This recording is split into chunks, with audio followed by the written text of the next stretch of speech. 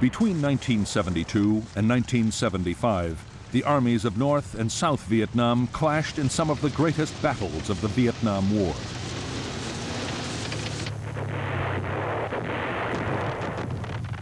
Twice in 3 years, the government of the North launched full-scale attacks against the American-backed South.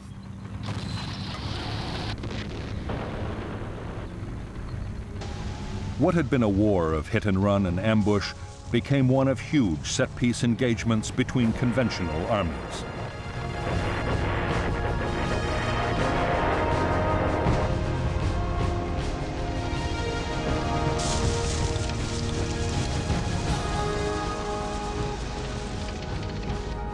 The South Vietnamese army, backed by American air power, repelled the North's first onslaught.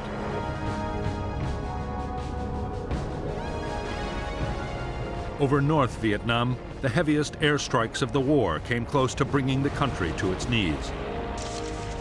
But the North's second great offensive proved unstoppable.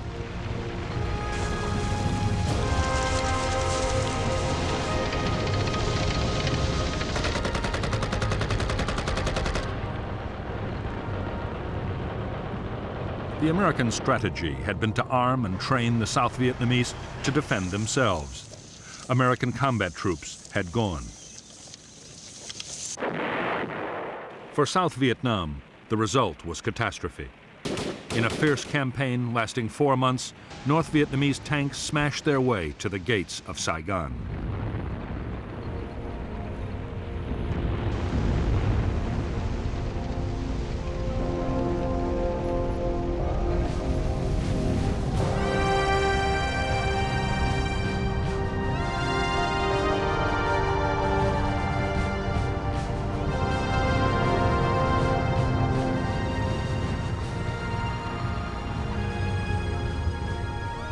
Hanoi's strategy for 1969 was to keep up the pressure in South Vietnam.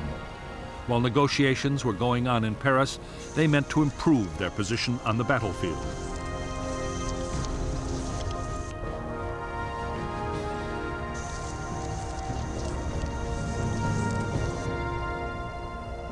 Half a million American troops were now deployed in the South. In February 1969, in an echo of the Tet Offensive the previous year, their bases were the targets of a major Viet Cong offensive. 1,140 Americans died. The newly inaugurated President Richard Nixon and his national security advisor Henry Kissinger immediately ordered retaliation. American B-52 bombers dropped 500,000 tons of bombs on Viet Cong base areas along the Vietnam-Cambodia border in a secret campaign codenamed Menu. Congress was not informed, and the flight logs and target destinations were falsified to hide the fact that the bombs were falling on Cambodia, a neutral country. At the same time, U.S. and South Vietnamese troops began to advance towards the Cambodian border.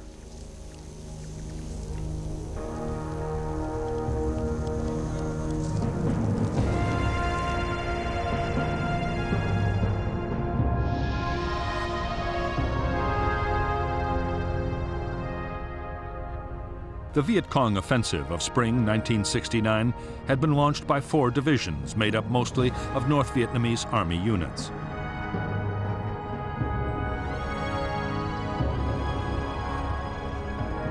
After bitter fighting, the NVA battalions pulled back.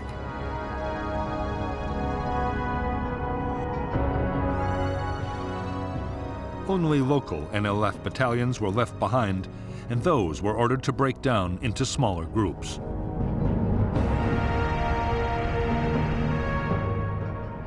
In turn, big American units were also broken down and spread out over a wider area of countryside.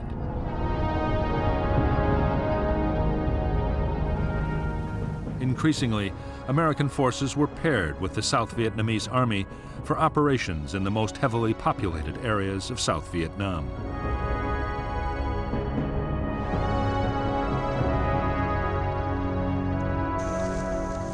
In April 1969, a gruesome benchmark was reached which added to the pressure for Vietnamization. U.S. combat deaths surpassed the 33,629 men killed throughout the Korean War. Increasingly, the U.S. felt it had to ensure that the South Vietnamese army would take control of the war for themselves. The American plan was to help the South Vietnamese government regain control over vast areas of the countryside. The populated areas were swamped with patrols trying to find an increasingly elusive enemy. Often the aim was to draw the Viet Cong into attacking a small unit and then hit back with massive airstrikes and attacks by helicopter gunships. The new kind of war being fought in and around the villages was enormously destructive. American firepower caused heavy civilian casualties and widespread damage. For the NLF guerrillas, the second half of 1969 was a nightmarish ordeal. In less than 2 years, their casualties had been more than 70% in many areas. Food was desperately short as support from the villages faded away, and American patrols interfered with supplies.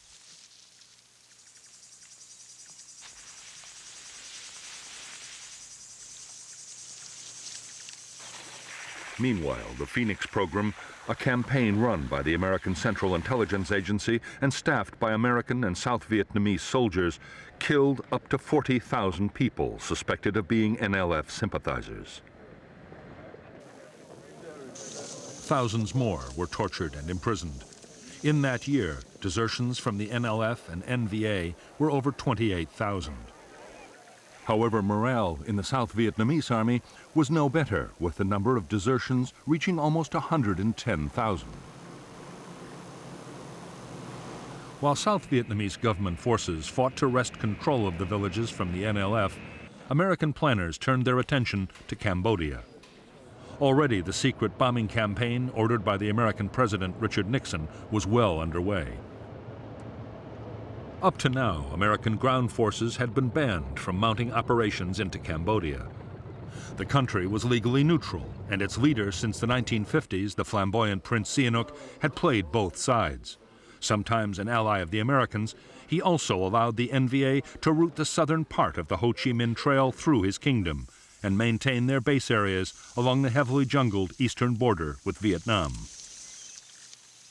Then, in March 1970, there was a CIA-backed coup to oust Sihanouk. The new government, led by Lon Nol, immediately moved to eject all Viet Cong and North Vietnamese troops from Cambodian soil. Operations by the Americans and the South Vietnamese would follow.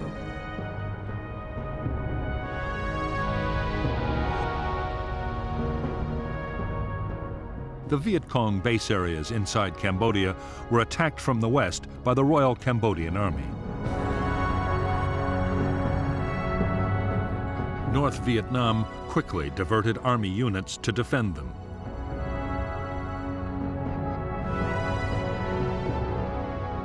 And with the help of the Cambodian guerrillas, the Khmer Rouge, they halted the Cambodian government advance.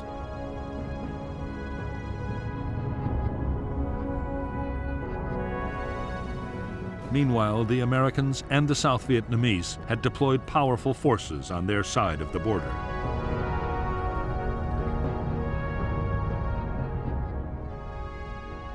On April 29, 1970, South Vietnamese troops attacked into Cambodia, pushing towards the Viet Cong bases. 2 days later, the U.S. force of 30,000, including elements of 3 U.S. divisions, mounted a second attack. The next target was a base area in the Se Sam Valley. Soon after, more assaults were mounted further south.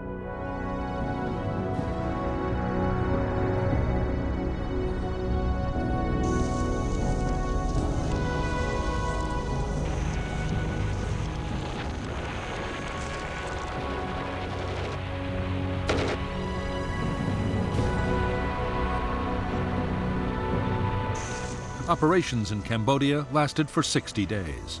American and South Vietnamese troops uncovered vast jungle supply depots.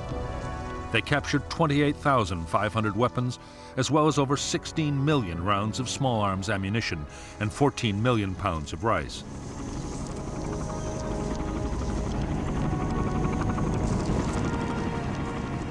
Although most Viet Cong troops had managed to escape across the Mekong, there were over 10,000 NVA and NLF casualties. However, when the South Vietnamese commander was killed in a helicopter crash, his forces withdrew. When news of the Cambodian incursion broke in the United States, there was public outcry. Many believed that in spite of President Nixon's promises to get out of Vietnam, he meant to expand the war.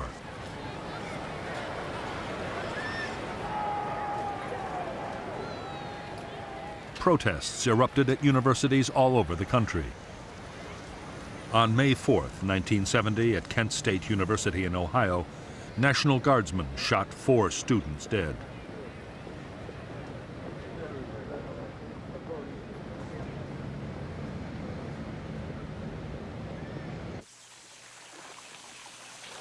The deep divisions about the U.S. role in Southeast Asia were having a powerful effect on American troops in Vietnam. Opinions about the war were divided, sometimes bitterly, as they were at home. Added to the conflict were growing tensions between the races and between social classes. It was a volatile and sometimes dangerous mix.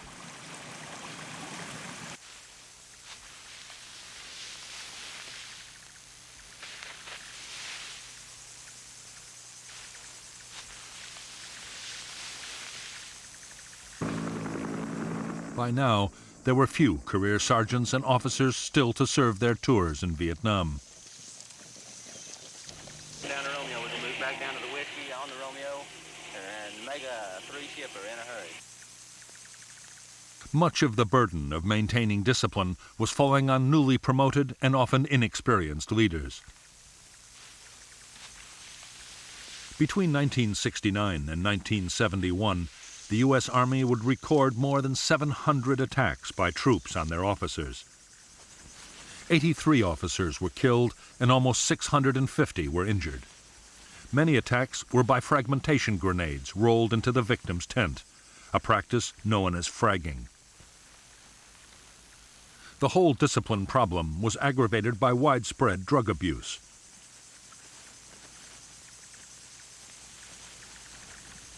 In 1971, fewer than 5,000 soldiers needed hospital treatment for combat wounds, but more than 20,500 were treated for serious drug abuse.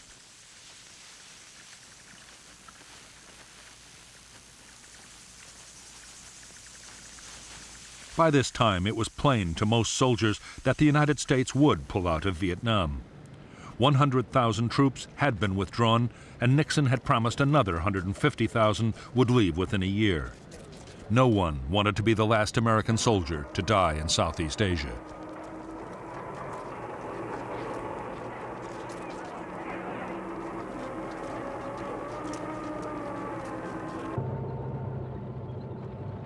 By the end of 1970, North Vietnam had replaced many of the losses suffered in the fighting of the previous year.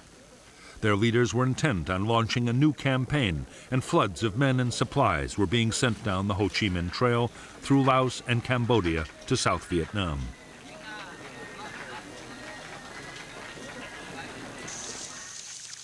The buildup was soon detected by the Americans. U.S. commanders begged for permission to attack into Laos and once and for all destroy the supply lines down the Ho Chi Minh Trail.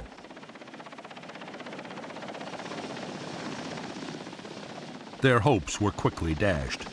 The U.S. Congress banned any American ground operations beyond the borders of South Vietnam.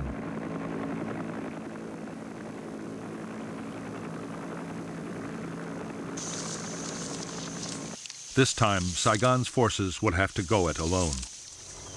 If successful, the administration argued, they would gain 2 years in which to build the South Vietnamese army.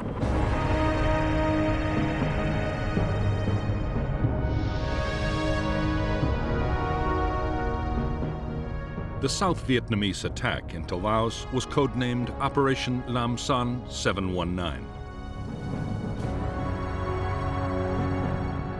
The offensive opened with the U.S. Army's 24th Corps clearing Route 9 to Khe Sanh.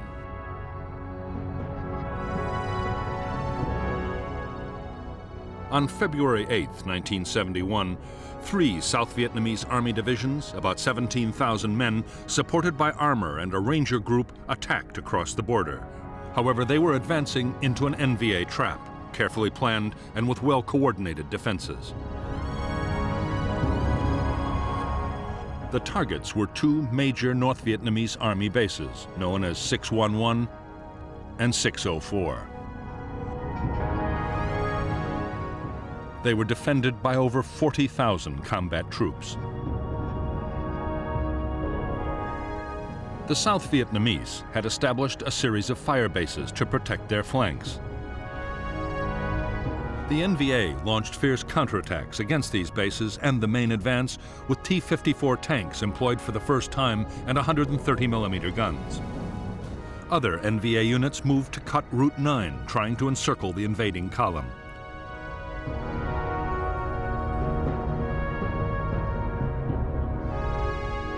Two South Vietnamese battalions were eventually airlifted into Tec Pan.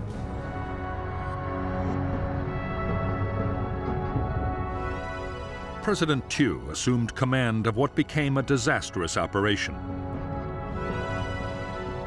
And on March 8th, he ordered a retreat. It became a rout.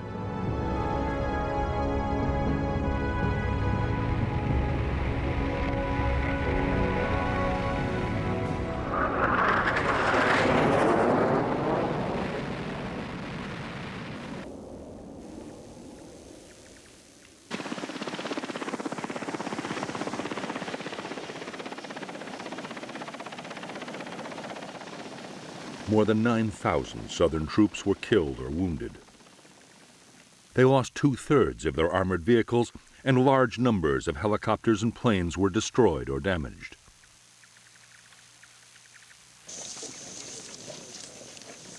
A crucial test of the South Vietnamese Army's ability to fight without American support had ended in humiliation.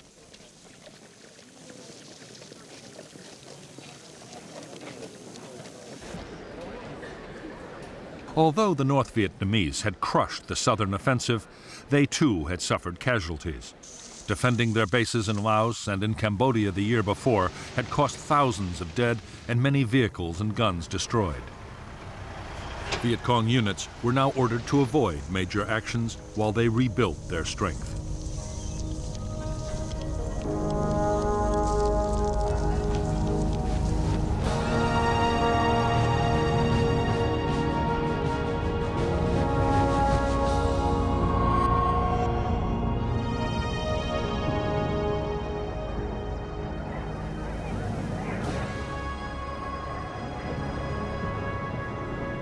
Since the death of Ho Chi Minh in September 1969, Prime Minister Pham Van Dong, Le Duan, the Communist Party leader, and General Giap, the defense minister, were determined not to abandon Ho's legacy.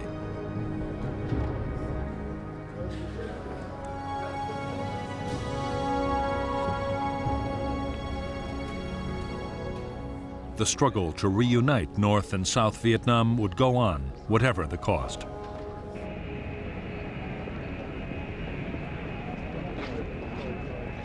Since the Americans had begun to withdraw troops from the South, Northern leaders had been faced with a dilemma. Should the North wait to mount another major offensive until after the Americans had gone, or should it keep up the momentum?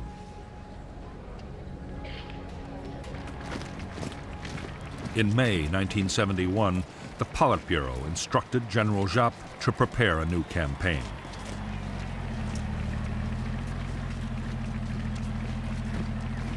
For some time, the North's strategy had been to fight and negotiate at the same time. Talks with the Americans and the South Vietnamese had been going on in Paris, but there was no progress.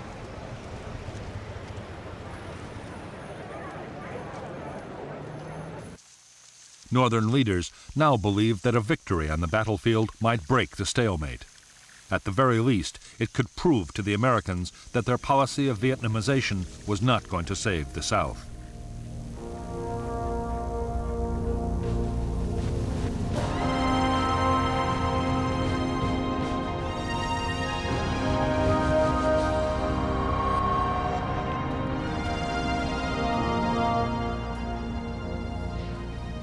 Although the U.S. President Richard Nixon believed that Vietnam was damaging the United States at home and abroad, he was not prepared to make peace at any price.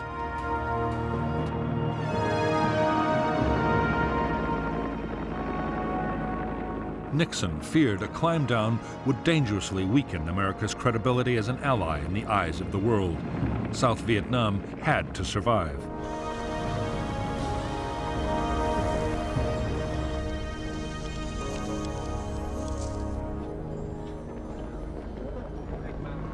As well as the formal peace negotiations in Paris, there were also secret meetings between Henry Kissinger, Nixon's national security advisor, and the North Vietnamese.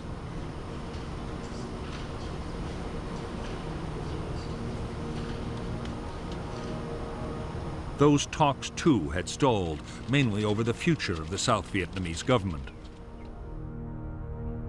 The North was insisting that President Nguyen Van Thieu be replaced and that a new government include the NLF. As for Thieu himself, his great fear was that to end the war, Nixon meant to do a separate deal with Hanoi.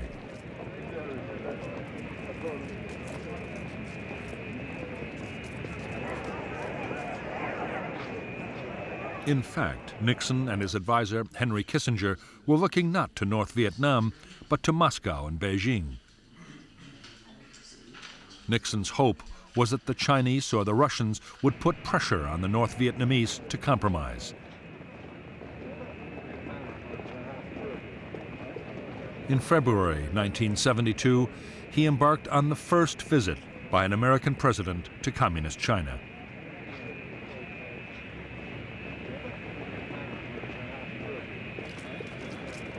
Now that U.S. troops were withdrawing from Vietnam, China's leader, Mao Zedong, increasingly favored an end to the war. He had already pressed Hanoi to step up the search for a solution.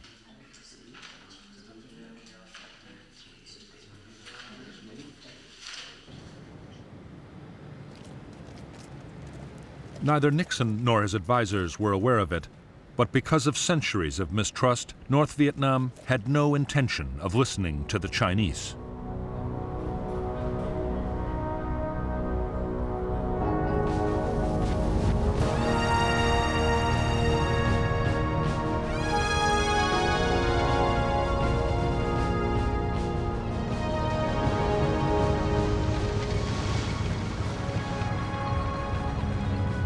As they planned their most ambitious offensive yet, North Vietnam's leaders knew they were taking a big gamble. There would still be U.S. troops in South Vietnam which could easily be reinforced. The question was, would the Americans send major combat units to save their South Vietnamese allies? Northern planners decided that in an American election year, they would not.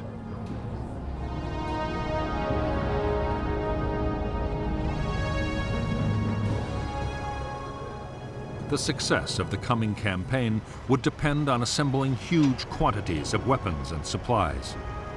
That meant more aid from both the Soviet Union and China.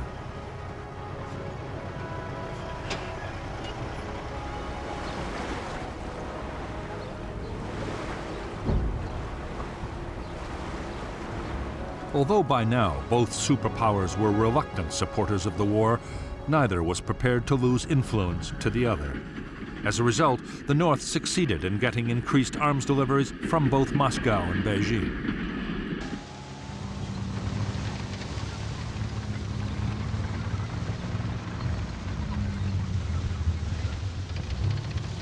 More than any offensive they had launched before, this one would depend on speed and mobility. For the North, it would be a new kind of battle, using tanks and artillery to smash through enemy lines. The plan foresaw 3 major armored thrusts slicing deep into South Vietnam.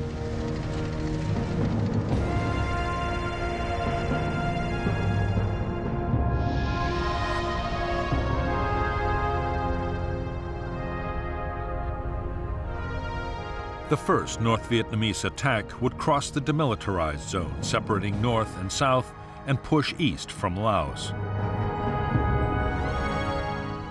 2 whole provinces and the cities of Quang Tri, Hue, and Da Nang would be captured.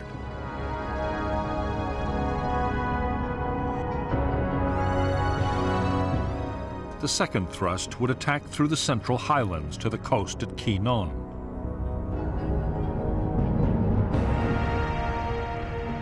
The third assault would strike from Cambodia and capture An Lac.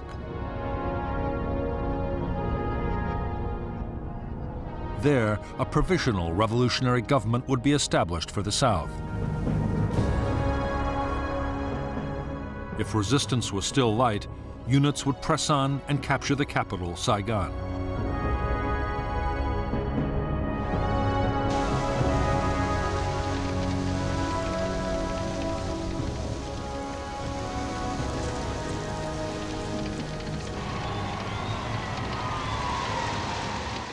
North Vietnamese commanders knew that attacking the south in 3 different places was a risky plan.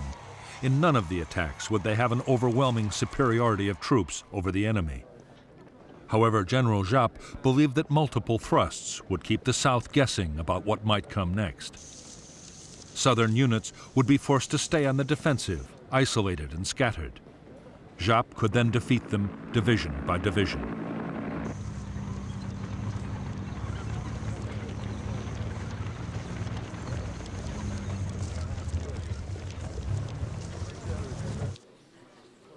Northern leaders calculated that even limited success would leave the NVA in control of large areas of South Vietnam.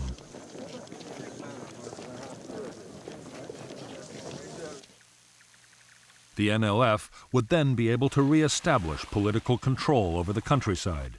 Such gains would be a serious challenge to the Saigon government. At the same time, the North's bargaining position in future negotiations would be improved dramatically.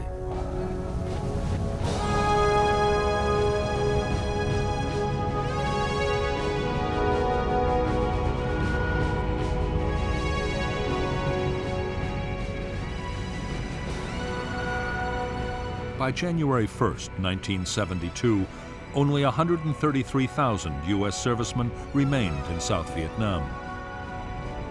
2/3 of American troops had gone in 2 years.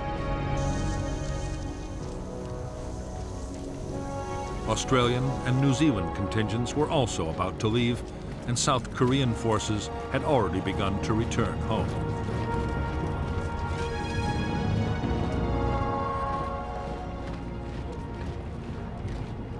The ground war was now almost exclusively the province of the South Vietnamese Army.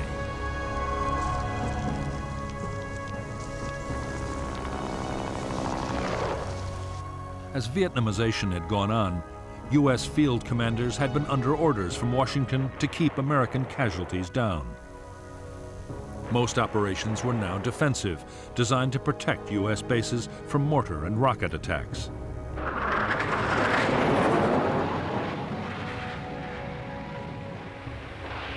American air power was also being used in a different way. U.S. fighter bombers were still mounting vigorous attacks on the Ho Chi Minh Trail in Laos. More than 70,000 sorties in 1971.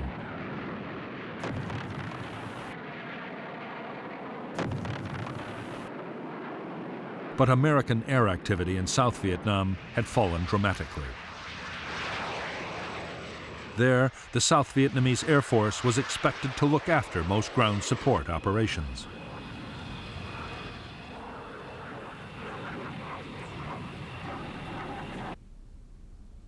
South Vietnam's strategy for defending against attack had been devised by President Thieu himself. Thieu believed that any foothold won by the Viet Cong would seriously threaten his bargaining position in the Paris peace talks. As a result, he was determined to defend all of South Vietnam. The only orders he issued to the South Vietnamese army were to hold on to every scrap of territory.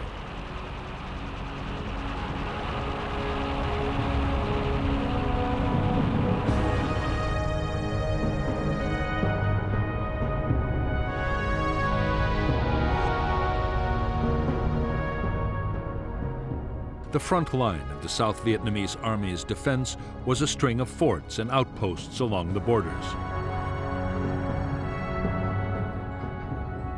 Behind the forts were the Army divisions, but each was responsible only for the defense of territory around its own base.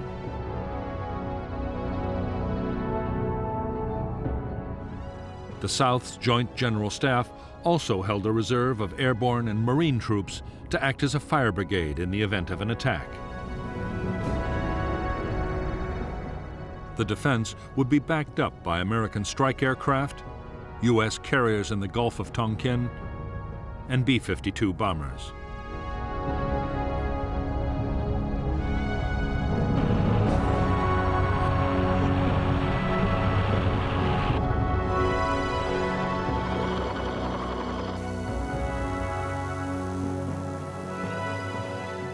For years, the United States had pressed President Thieu to improve the lot of the South Vietnamese people. Only then, the argument went, could support for the NLF in the countryside be undermined. By early 1972, Thieu had begun to introduce some of the reforms the Americans had wanted. Thieu introduced a program to give peasants ownership of the land they tilled. A school was established to train local headmen to administer their villages.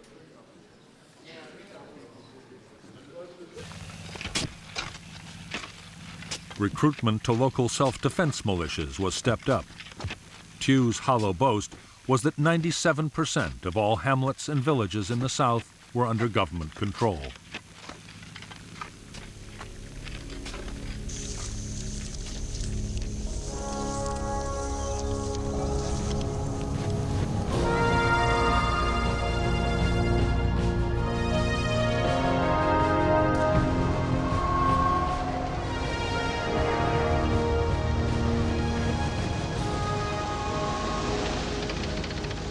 By the eve of the planned offensive named Operation Nguyen Hue, after an 18th century national hero, the North Vietnamese Army had been transformed.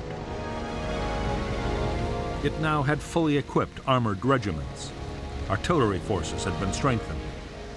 From weapons to radios, all the frontline divisions were better equipped than ever before.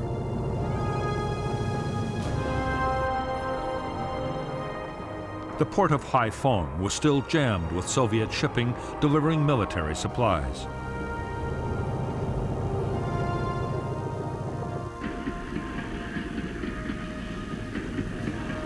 With the American bombing of North Vietnam long over, trains loaded with troops, tanks, and field guns could move with no risk from attack.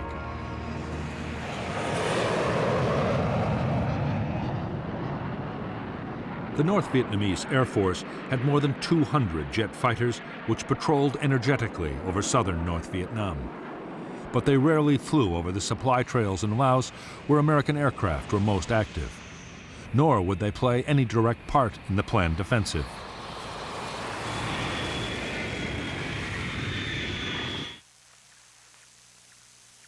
Instead, very large numbers of anti-aircraft guns had been deployed to cover the supply lines and assembly areas.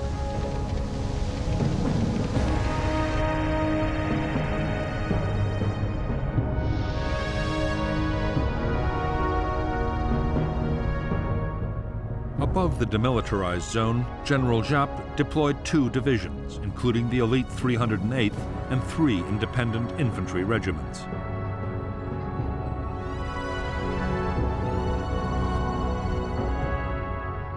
The infantry were backed by tank, artillery, and sapper regiments. Another division was poised in Laos, opposite the former U.S. base at Khe Sanh.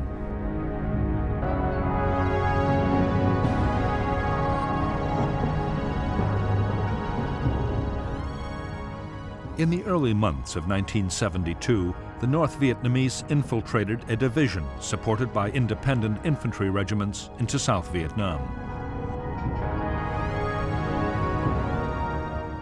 Another 2 divisions were already on the coastal plain. More divisions were deployed on the western border.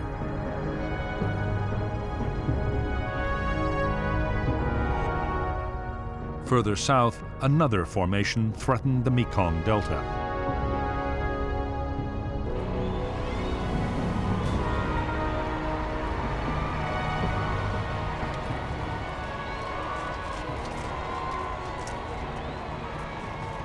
Until now, North Vietnam had been fighting an infantry war. Its army in the field could maintain its operations as long as food and ammunition lasted. The coming offensive would be very different. A modern conventional battle of firepower and maneuver would pose a whole range of completely new problems.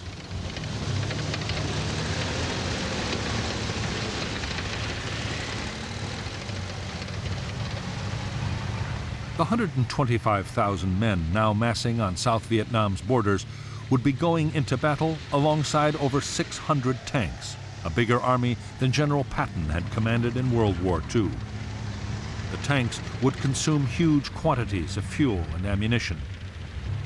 The infantry would have to keep up with the armor, and that meant large numbers of trucks.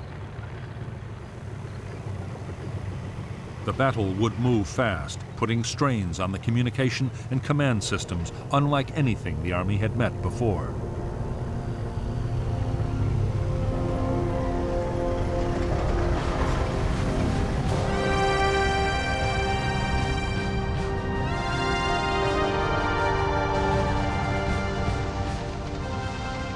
The main North Vietnamese Army tanks were the Soviet-designed T-54 and T-72, and their Chinese copies.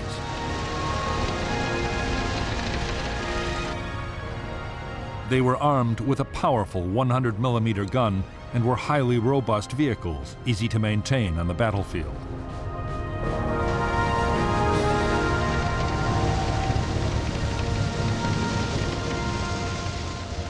Some units were also equipped with the World War II vintage T-34 tank. The T-34 was armed with an 85mm gun and was even simpler to operate and look after.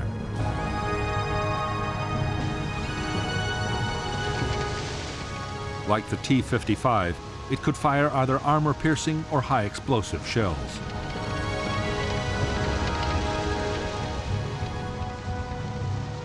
The NVA also deployed a light tank, the PT-76. It was armed with a 76mm gun, and it was amphibious. The ability to cross rivers and canals would make it a especially valuable weapon in the lowlands of South Vietnam.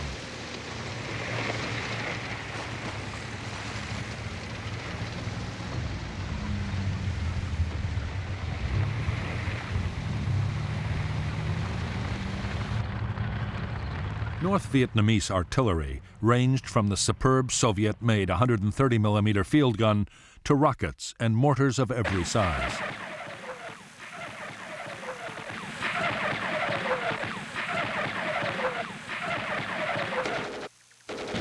All infantry units had their own air defense artillery and machine guns. There were also specialist air defense units.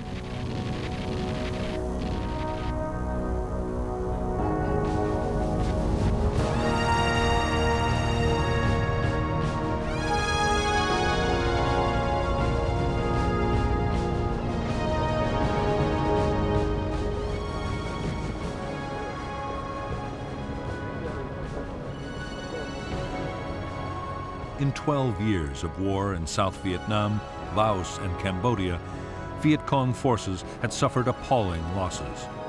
By early 1972, over 600,000 North Vietnamese Army troops and NLF had died. As well as those killed in battle, many thousands had perished from disease and American air attacks on the long journey down the Ho Chi Minh Trail.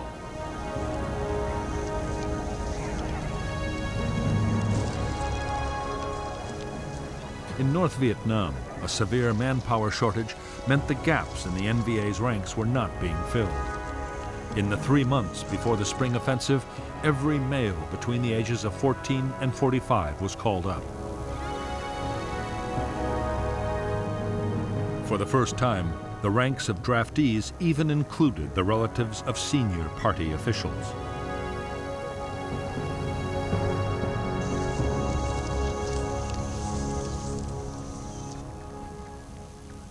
The NLF in South Vietnam was also suffering a manpower crisis. Saigon government troops and officials seemed to be everywhere, making it difficult for NLF recruiting teams to operate. Even the ranks of local guerrilla units were being boosted by North Vietnamese regular troops.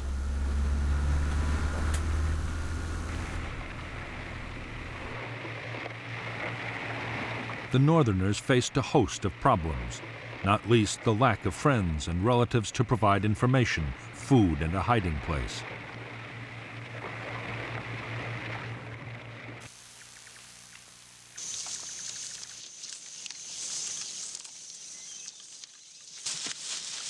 The ever-increasing dominance of the North Vietnamese over the NLF was causing real tensions in Viet Cong units.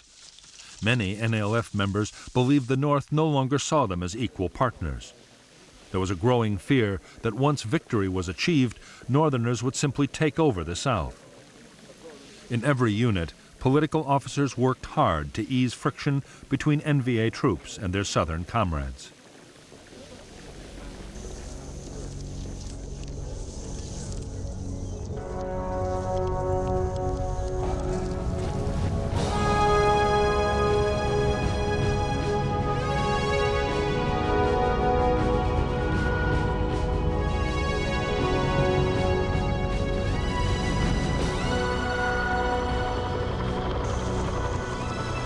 By January 1972, the armed forces of South Vietnam had grown to over 1 million men. The Americans' Vietnamization program was in full swing, with a massive equipment and training effort. The Army's supply and logistics system was also being built up to cope with a whole new scale of operations.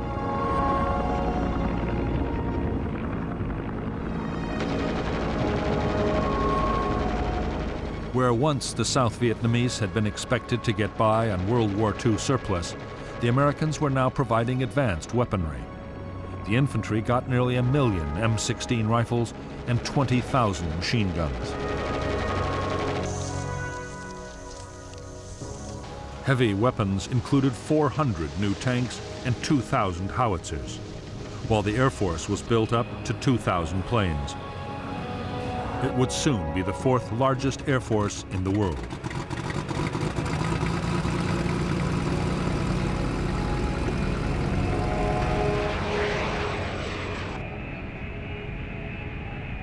Transforming the South Vietnamese army into a modern fighting military machine was not proving easy. American tanks, helicopters, and aircraft arrived with their maintenance manuals in English. South Vietnamese personnel, training to be technical specialists, had first to go through language school.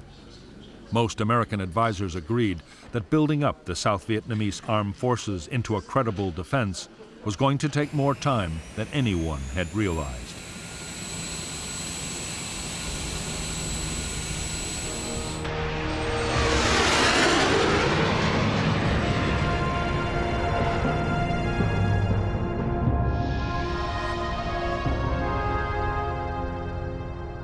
South Vietnam was divided into 4 military regions, each the responsibility of an Army corps.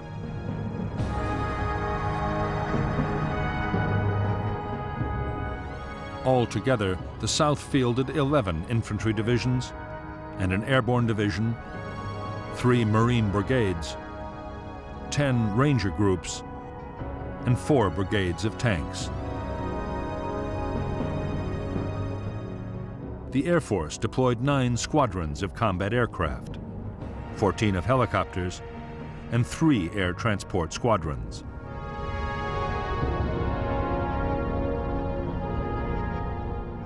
U.S. Army combat forces were now down to a handful of units at Da Nang, around Saigon, and at Can Tho in the Delta.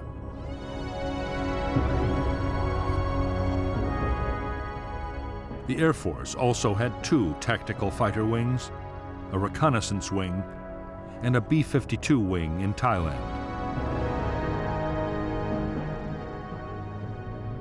The Navy carriers Hancock and Coral Sea were still on Yankee Station in the Gulf of Tonkin.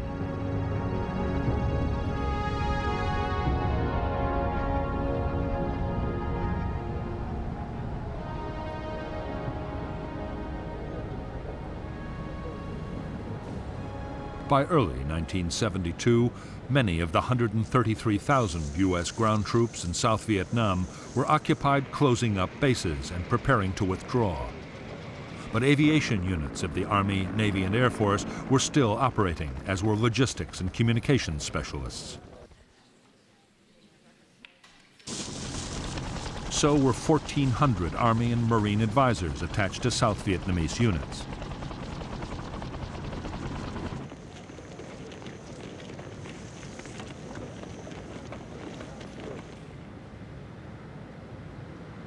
In spite of American protests, most of the South Vietnamese Army's infantry divisions were static defense forces. Their orders to hold territory at all costs meant that they had little incentive to use their new armored vehicles and helicopters. Nor were they developing the skills to fight fast-moving offensive battles.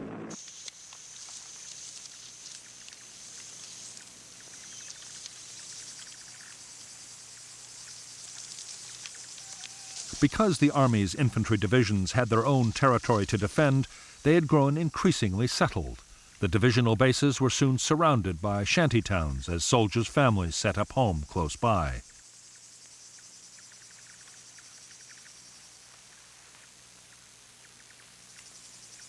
Bribery could secure a permanent posting, and soldiers ordered to move sometimes refused. In 1971 alone, over 140,000 government soldiers deserted.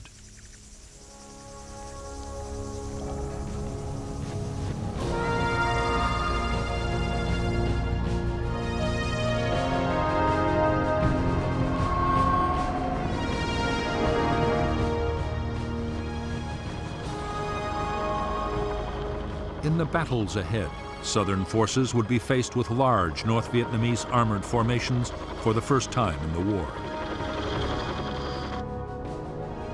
For the infantry, the main defense was the Law, the light anti-tank weapon.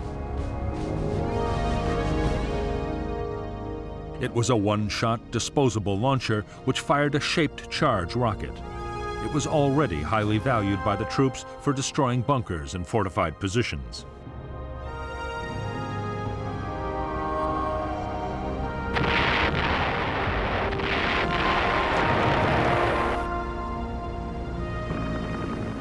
It was the Americans who still had the most mobile and powerful anti-tank defense. The TOW was a wire-guided anti-tank missile, often mounted on a helicopter gunship. It had a range of more than 3,000 meters and was highly accurate.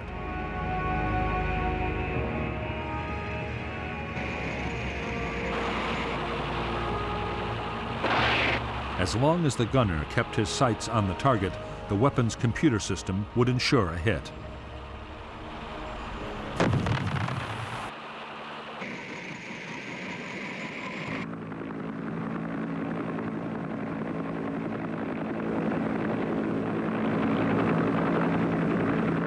The most effective helicopter gunship in American service was the Huey Cobra. It was a revolutionary design. The gunner sat in front with the pilot above and behind. The Cobra was fast, able to fly at over 200 miles per hour and highly maneuverable.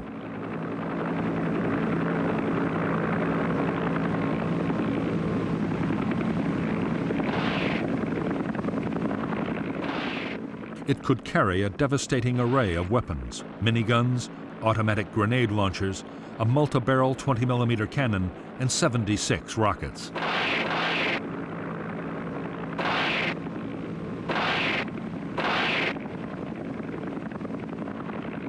American gunships and the South Vietnamese Air Force's attack planes would provide most of the support for ground troops. However, vastly more destructive American air power was always present in the background. B-52 bombers, some able to carry over 31 tons of bombs, were still attacking targets in Laos and Cambodia.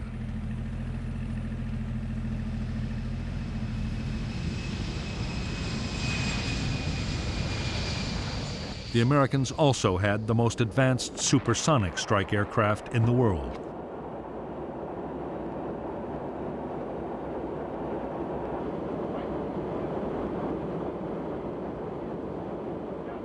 The F-111 had a unique swing-wing design. With the wings extended, it could make low-speed landings. In swept-back configuration, it could fly at 1,600 miles an hour. The F-111 had advanced computer navigation and could bomb targets at night and in the worst weather.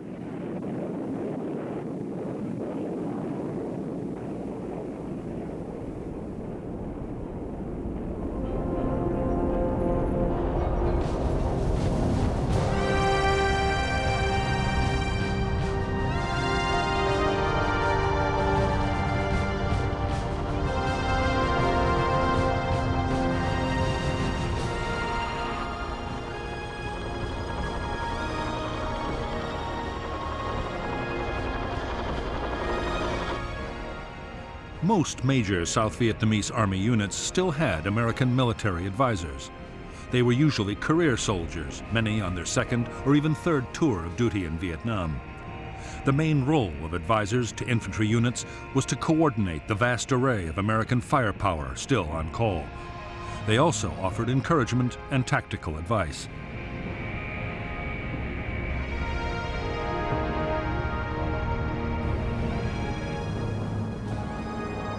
In some units, the advisor's presence had an unforeseen drawback. Many South Vietnamese field commanders came to rely heavily on the Americans' military skills.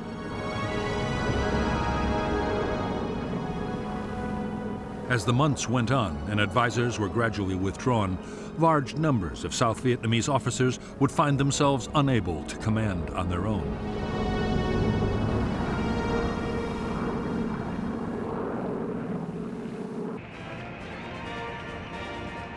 For years, one of the biggest American complaints about their allies was the way promotions were awarded in the South Vietnamese Army. Political patronage was rife. The social connections of senior officers were far more important than their professional competence.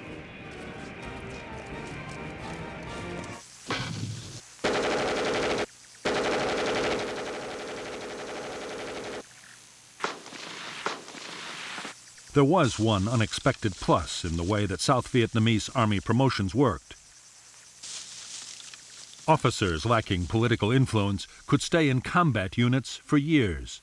As a result, by 1972, many of the South Vietnamese Army's frontline formations were led by highly experienced and battle-hardened men.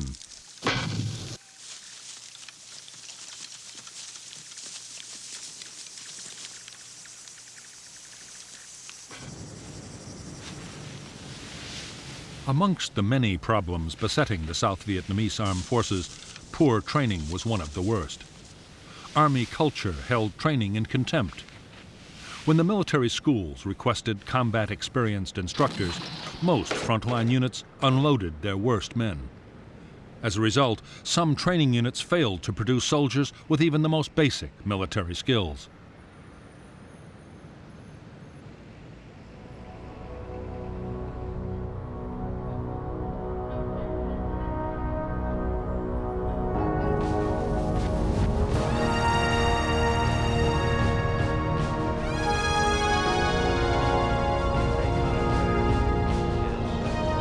President Nixon meant to follow his triumphant visit to China by next going to Moscow.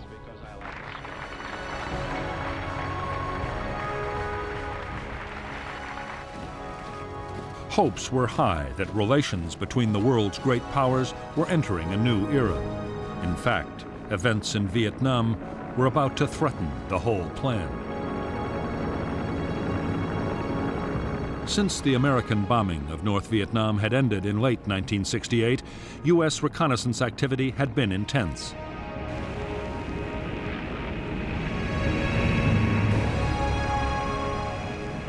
As well as conventional reconnaissance planes, the Americans deployed the top-secret Blackbird.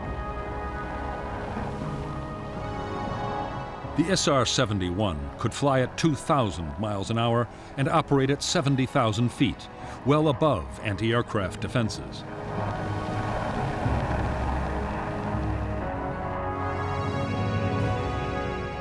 By the opening weeks of 1972, reconnaissance pictures of southern North Vietnam, as well as the border areas of Laos and Cambodia, had shown a dramatic communist buildup. They photographed 7,000 to 8,000 trucks waiting in supply depots ready to go. The American response was to launch heavy airstrikes against the troop concentrations. U.S. intelligence believed the North Vietnamese blow would fall before the end of January 1972. When the month passed without incident, Saigon relaxed its vigilance. Senior South Vietnamese officers hoped that the preemptive airstrikes and the increasing strength of the army had forced the North to think twice.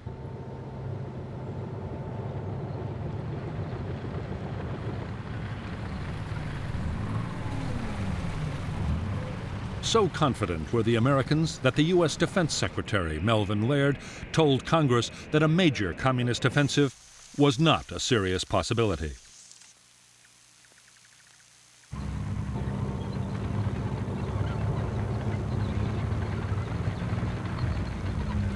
Only 5 weeks later, he would be proved shockingly wrong. By late March 1972, in hundreds of North Vietnamese Army command posts and dugouts, the countdown had already begun.